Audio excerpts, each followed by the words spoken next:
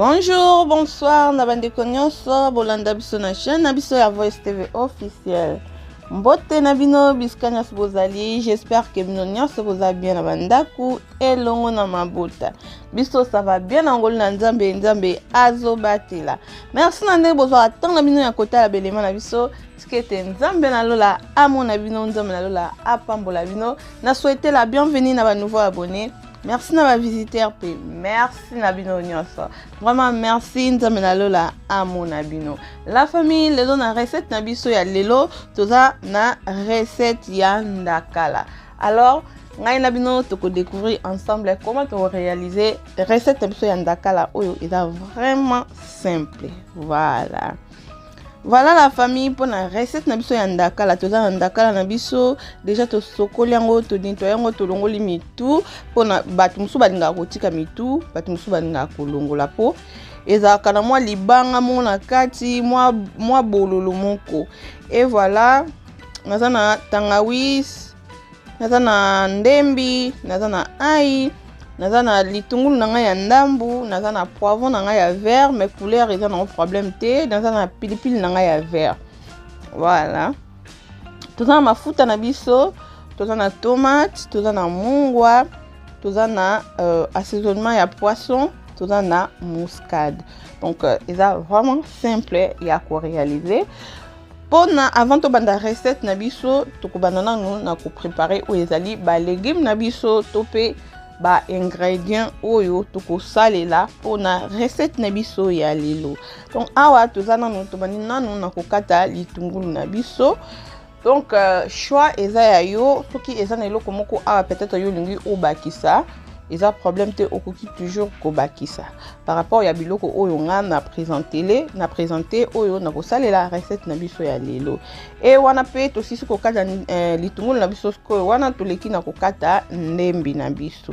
Donc kokocha ba ingrédients na yo soit ba épices na yo par rapport ya quantité ya ndakala na yo.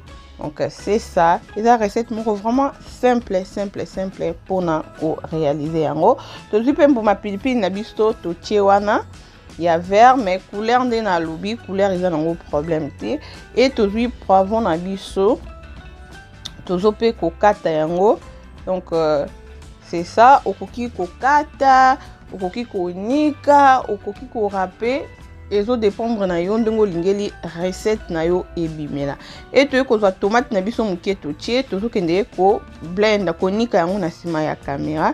Et voilà la famille na niki biloko na biso oyo to salela recette na biso na niki yango me na niki yango poto te na niki yango donc esali ndeti moi ekatami moi enikami donc eza na kati trop pas poto pas trop minene na kati.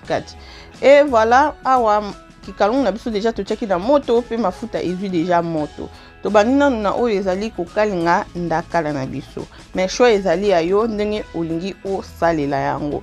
On to ko kalinga nanu ndakala na biso boye ndakala vraiment eza na welo moko oyo eza kanango compliqué te eza vraiment simple. Donc pour nga na mona ngo eza recette moko oyo eza vraiment simple facile ya ko sala to kalinga yango nanu mais ezo dépendre na so lingo banana na kalinga ba ingrédients na yo après OK kalinga ndakala eza donc ça la choix ma kalinga nanu ndakala nanga comme ça. Et siko to moni yango ndenge komi. Voilà, toujours continuer toujours na ko kalinga yango to pesa yango temps ya ko kalinga. Et to dépend na ndakala na yo soki eza ndakala moko moni keza makasi wana ofandisi na mai mais soki te okoki juste olongoli mitu osokoli yango bien na mwa mai ya mwa ched et puis c'est bon. To ekozwa biloko na biso oyo tonika ki biso nyonso tomonaki oyo ezalaki tomate, poivron, litungulu, ndembi na biso na pilipili na biso toye kotia yango likolo ya ndakala na biso. Et voilà donc c'est ça mais ça là ou soit bakisa biloko oyo moniki olingi obakisa.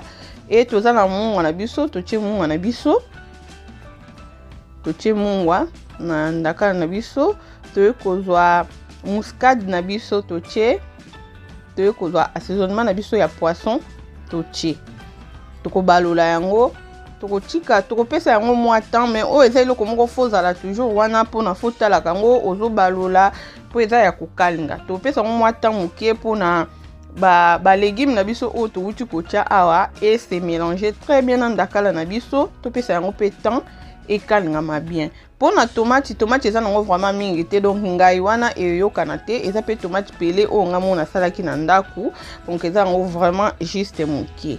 Et voilà, tozo continuer toujours na kalinga ndakala na biso et voilà, donc tozo pesa yango temps, tozo tikela yango temps, mais toza toujours wana pona ko balula yango pona ezika te. Donc eza ndakala ya kokalinga. Yana batu mosusu pe balinga ezala na mwa soupe mokie. Donc osali na ndenge o ekosepelisa yo pona olia bien. Voilà la famille. Voilà, moi vapeur, donc moi vapeur non ça la bon pona et permettre de bon mona vraiment et dubu na biso ndenge ezali. To comme l'étape na biso otoni to baksa tangawisi na biso. Tangawisi na biso nde to monaki na tika kiango à côté, na siko na zo râper yango. On a préféré ko râper yango, on a préféré ko nika yango te po tant na nika ki biloko. Bon mona ke na nika biloko na ngai sala ende ti moi ko katana. Moi et nika vraiment bete donc so na tika yango kuna elingo tika ma ngoti kala mwa mibimba. Donc naza vraiment na besoin pimbo ya tangawisi nanga ekota bien na kati ya ndakala nanga. C'est pour cela na préféré ko râper yango et puis na tia yango pe na mwa ndeti mwa suka, mwa katikati ndeti mwa suka. Donc voilà, toujours râper pe aïe na biso. Donc au sel ya poudre, au sel aïe ya pâte. Ça dépend, il y a oyo ozana mona ndako, ils ont un problème té. Il doit dépendre na oyo ozanango na ndako. Et voilà, toujours râper deuxième aïe na biso.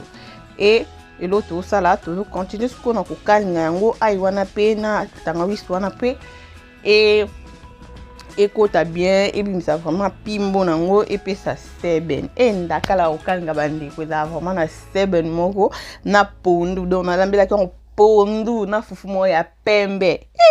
Yoka seben. Voilà, donc bon appétit na bino nyonso oyo boko sala recette oyo.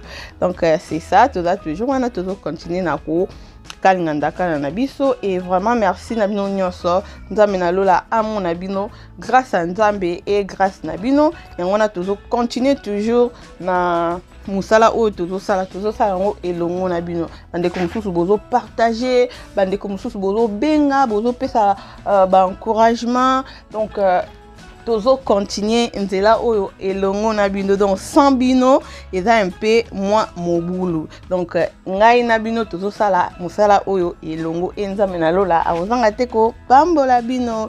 Voilà la famille résultat ya recette na biso ya ndakala yango.